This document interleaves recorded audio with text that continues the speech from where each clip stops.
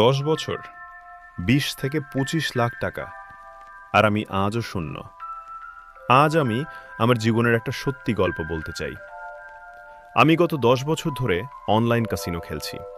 শুরুটা ছিল খুব সাধারণ, একটু খেলি, একটু টাকা জিতি। কিন্তু আমি বুঝতেইনি এই একটু একদিন আমার জীবনটাইটাই শেষ করে দেবে। প্রথমে ছোট ছোট জিত, তারপর বড় বড় হার, তারপর হারানো টাকা ফেরত পাওয়ার লোভ। এভাবেই আমি ধীরে ধীরে ডুবে গেছি। 20 থেকে 25 লাখ টাকা হারিয়েছি, পরিবারকে কষ্ট দিয়েছি, নিজের উপর বিশ্বাস হারিয়ে ফেলেছি। আজ আমার বয়স 32, আর আমি ভাবি যদি এই 10 বছর আমি অন্য কিছুতে দিতাম, তাহলে আজ আমার জীবনটা কেমন হতো। কাসিনো আমাকে শুধু টাকা থেকে না, আমার সময়, আমার শান্তি, আমার হ্যাপিনেস সব কেড়ে নিয়েছে।